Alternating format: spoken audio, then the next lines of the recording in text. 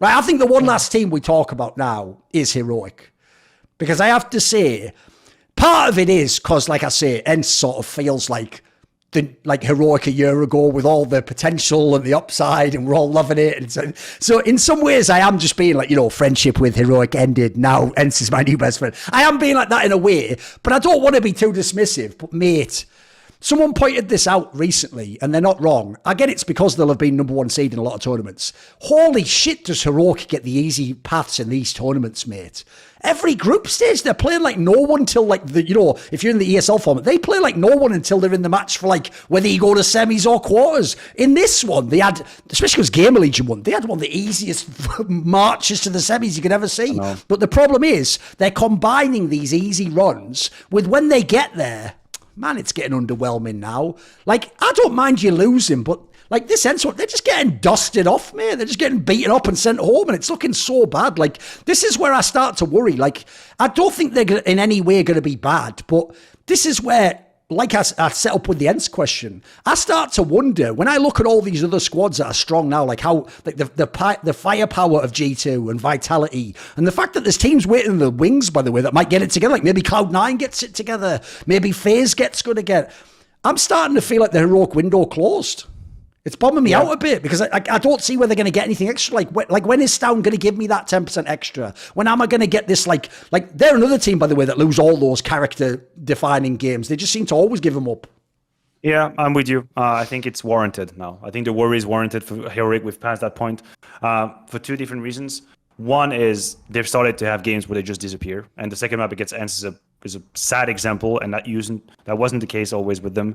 And also because the list of teams that now has eliminated them is become it's a lot, dangerously gigantic, right? It's not as we would be sitting here talking about how Heroic are struggling against the last two behemoths of the game. Yes. It's G2 and Vitality, and they're just missing a little bit to beat them. No, we're talking about being eliminated from tournament now from ENCE, Astralis, MOUZ, Gamer Legion. These are the teams that have eliminated them for the last tournaments. There's a long list, and they're never safe against anybody at that point in time, and that really worries me. And I'm even gonna double down. The Washington victory that they get over Vitality, the whole spiel that they had around the whole event, where they said themselves, they were playing into the meme about losing. Yeah, exactly. I see what you mean. We're gonna lose now. Yeah. That's it. It's playoff. It's time to lose, and it seemed like it worked. And on short term, it's great. I feel like now it undermines my hope that I have in the future. Because if you really just memed your way to a W, you're not going to do that the whole time. It's not always going to happen. And now we're right back where we were before that Washington, which is, it feels like they themselves are doubting the fact that they can do it. And I think it hurts even more once you go back to that state, right? If you think about the trajectory. Oh, for sure. Struggling, yes. And then epiphany or a hypothetical breakthrough or whatever. Yeah, you're supposed to have overcome it. Yeah. Breakthrough, you have this huge grand final against Vitality, you make a fool out of ZywOo in map 3, it's amazing, boom, everything's coming together, you're the best team in the world in the ranking, it's it. And then right back to where we started. Lost to whatever teams that you should never lose against. ENCE obviously not in that category, but MOUZ lost, Astralis lost as well. Yeah, in the most important tournament. That in itself is super hurtful mentally, super hurtful emotionally, because we know that sort of the psychological terrain that there is between Heroic and Astralis as well. That speaks volume to me. And now I'm wondering, what's the temperature check for them? Like, what's the temperature check between the team? How are they feeling about it? And for as much as I've always respected their team philosophy and how they do it the Heroic way, whether it works or not, and this is our way, this is our identity, I really think they're a great example to follow for that as a team. If people start to doubt what's happening, it's going to fall apart. It is going to fall apart really big. And I wouldn't be surprised if we saw a roster change soon from Heroic. I think if I were in their position, what would give me the hope that we're going to once again go back to winning finals? Why after being on the top and then losing it, why would we go back to there? And that, I think, is something that worries me a little bit. And, I made the joke on the desk that, like Dupree is probably waiting for a call right now. I think they might benefit from someone with a little bit more experience in there. Someone with a little bit more experience just to help them like handle these moments and have a little bit more calmness. I thought, the greatest differential that I saw against ENCE is how ENCE were outmaneuvering them in tense scenario. Like how Ents were able to calm themselves and have the right call in a 3v3 and show down to earth reasoning and how to play the clutch, whereas Heroic were a little bit all over the place, and I thought they were more tense, they were more stressed, and they're supposed to have the experience of the Ents. They've been there more than the Ents. They've been at the top for a longer time now. They've been together for a longer time now. They are supposed to be the one handling these situations the better way, being more calm, being more lucid, and I didn't see that. And now I wonder, if it's not going to come from within, then do they need someone else to come in and maybe instill some of that calmness in these moments? Because the risk for Heroic and the play style that they have is the risk that when you play at that pace, you can lose yourself in scenarios, because you have so many chaotic moments where the comm is really high. It's very hard to maintain a level-headed decision-making, and they didn't. Like, they lose themselves against Ents. That's actually a topic I want to pick up on. Is it's not even just the way they're losing that disturbs me. It is that whole thing they did, that media offensive at the Blast event that they won, where it was sort of like, because here's the problem I always have when people banter, right? I'll give you a little secret as to how I do it. The reason why my banter, to me at least, always has like a basis to it is I don't think of the joke first. The joke comes after the analysis. What happens is I'm thinking about the game anyway, and I'm seeing something happening, and then I think of something like I'll give you a random one, like Ziwu chokes in the big procedure, and then I think of a joke that would apply to that, and then I craft it, right? It isn't that I just bring it out whole cloth out of nowhere and it's like based on nothing. So to me, what I always ask when someone memes and banters is, like, if I boil this down like I'm a craftsman here, what is the punchline? What's the joke? And what's disturbing to me about that whole thing they did, where all of them except Cadian, including Xist, even their coach, memed this idea of like, lol, we'll probably just lose to anyone. Oh, we could lose anything in the quarters. We'll probably just, no way we're going to win this game, guys. Like, isn't the punchline that you're making that we're wrong and that you don't choke in those scenarios, and so you're like making fun of the fact that we're pointing it out, right? But what I don't get about that is you're just in denial then, mate. Like, the saddest thing is, I tried to make this point on some shows. You know, most of the people making that point that you're choking and underwhelming and not winning the tournaments you should win, we're fans of yours. We're not the haters. We're actually, like I said, like the reasonable Ziwu stan who wants to see him get to the 5th gear and become the best player ever. Like, we're bummed out that you're not winning these tournaments, because the worst thing is, the reason we say it, even when we say it's choking, it's a compliment. And here's why.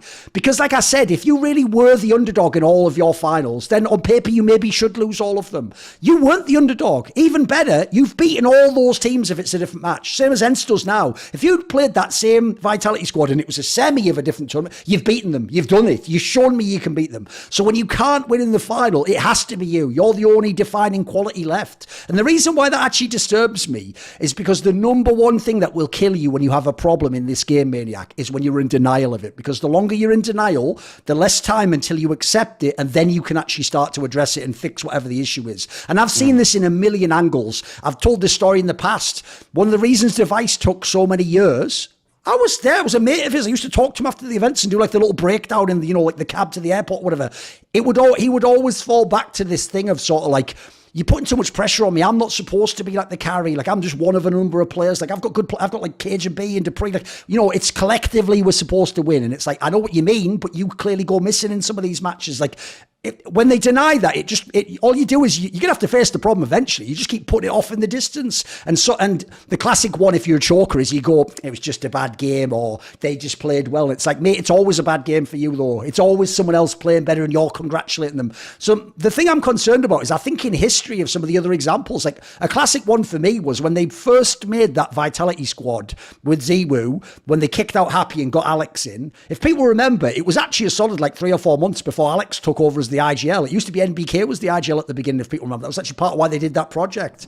Well, when I would always tell them, even privately, like, look, I just don't think this works, mate. I don't think NBK IGL works. They wouldn't say, like, I just disagree. They were just in denial. They were, it does, or it will, or, you just don't see what we see in scrims. And so as a result, that instead of just immediately figuring out this doesn't work, actually, Alex, you take over, they just delayed that by 4 or 5 months or something. And then, by the way, spoiler, I don't even need to tell you the tournament. If you just go and look on Wikipedia when they suddenly made all the finals, that was when Alex took over as the IGL. Like, it's one of those ones that in hindsight looks so obvious now. And the real concern I have for Heroic is, like we're talking about, it kind of feels like their window's gone. So I need them to today figure out what is going on. Like we're saying, if it turns out it's a player, if there really is one, and it's going to be brutal for their team, by the way, because they've also really ridden that like power of friendship type narrative of like, we did it all.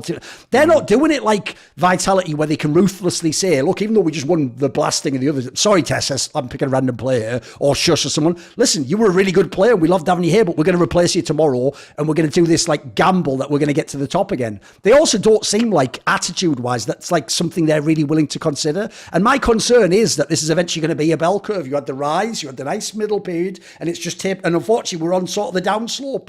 And that's going to be so tragic because when I look at the current landscape, just like Ents, I want a heroic in here. This is another team that makes the G2s of the world earn that win and actually have to show me they're good. It's not like when they play some of the other randomized squad. Like if G2 plays the current Na'Vi squad now, G2 should win all day long. There's no reason they shouldn't. Like that's not a great scalp to have.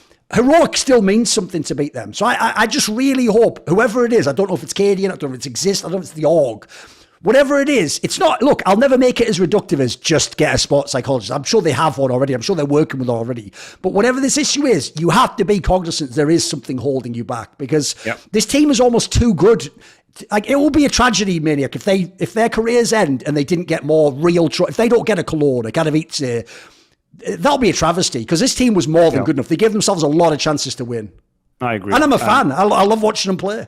I mean, after all, they've in a game where there are so many matches and so many teams and so many events, they were able to create their way of playing Counter-Strike. Yes. And every time there's a team that accomplishes it, I think in itself, they've earned themselves a position in the history and the legends of the game because they were able to do it their own way.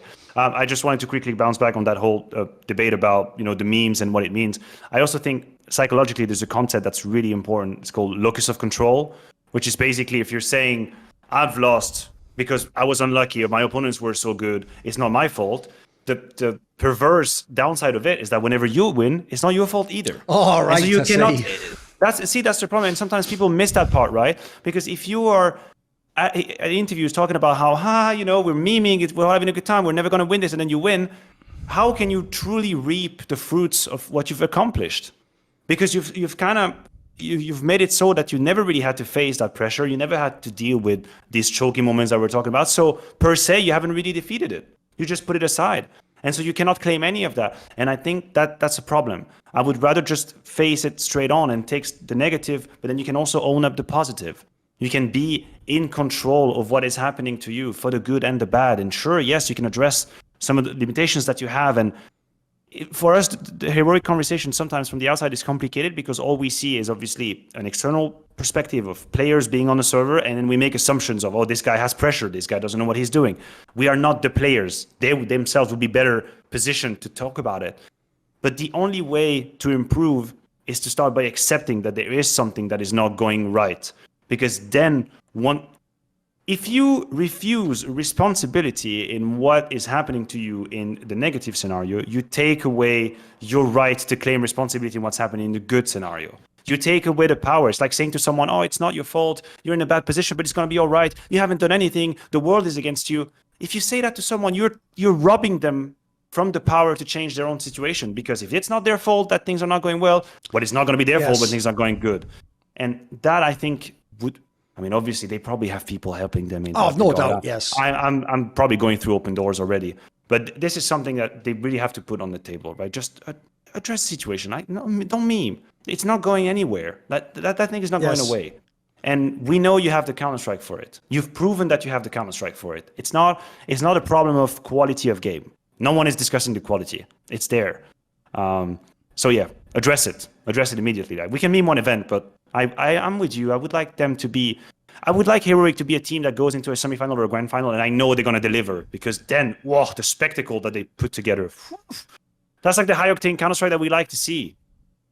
Also, by the way, I will just say to tag onto that last thing, and maybe we'll wrap there, is this is actually something, if people are younger players out there listening, this is one of the things I actually thought was the most admirable Simple during his journey to become the GOAT, is even in that GOAT year where he always would lose to Astralis and his team was like the third or fourth best, and even though he was putting up crazy numbers, right? People might think that I wouldn't fuck with this, because on one level I do think it was slightly disingenuous. He would always do these interviews where even though he was playing like an unparalleled unparalleled level of Counter-Strike, he would always totally take the win solely on his personal shoulders. The loss, rather. Like, if he lost the game, he would be like, well, you know, like because everyone else wanted him to go, either it's Astralis, so, you know, not your fault, they're the best team ever, or they wanted him to sort of at least hint at, like he does now, and sort of bit flame teammates and be like, well, fucking, you know, Edward or Zeus or something. He never ever did that. What he used to do was take it solely on his shoulders and be like, I'm sure there were things in the game I could have done differently, or moments when I could have gotten an extra kill or gotten a... Now, even though, and on one level, I don't like that, because it's like, I know what you mean, but like, some of those were the bigger factor why you didn't win. But what you're talking about, as a way to psychologically retain control of the situation, it's perfect. Because what Simple did in that scenario was realise, rather than waste all this energy now, essentially bitching out Edward because he had a bad game, or just going, why God, why did I exist when Astralis did? Instead of doing that, which makes you actually a powerless victim, he actually was sort of saying, is there anything more I could do? Like, is there even like a 0.1% I could grind out of my game more that would let me win next time? And not only one, does that actually always make you feel like you've got something you can do in the match, which is an empowering feeling, but also, quite frankly, I even argue personally, I think the same thing in my opinion with Carrigan as an IGL and Simple as a player. I actually think we should be grateful it took them so many years to win the biggest accolades, because if they'd have won in year one, did they ever get to this level? Did they keep... I don't know if they do. In some ways, even though it was torturous for them, it's actually more beautiful that they had to go through so many crazy jumping through hoops and leveling up, that by the time they got there, the finished product was unbelievable as a result, because these guys really did go back and act like a 9 out of 10 performance wasn't good enough and they had to be a 10 out of 10. But you see what the end result can be, though. Like, that's actually a very sort of shrewd psychological phenomenon I think you bring up there as a lens. Yeah, definitely. And honestly, like, for people watching the podcast, you guys have to realize this is not just for Counter-Strike. Like, it's a life hack. Yes. Like, it is a life hack to being able to consider you as the main actor and sole responsible person for what is happening to you in your life, for the good and the bad. And I think we all, and I speak from experience as well, we all like to sometimes look for external reasons why failure is upon us, and, you know, how unlucky we were and the circumstances around us, and whatever. What we are effectively doing is robbing us from the chance to change it. So even though it can hurt at times, taking ownership of whatever is happening to you also means retaining power and control over whatever your life is. And that in itself is invaluable. See more cool, funny, interesting clips based on topics from my content? Well, subscribe to this channel then, or, you know, be a pleb and don't.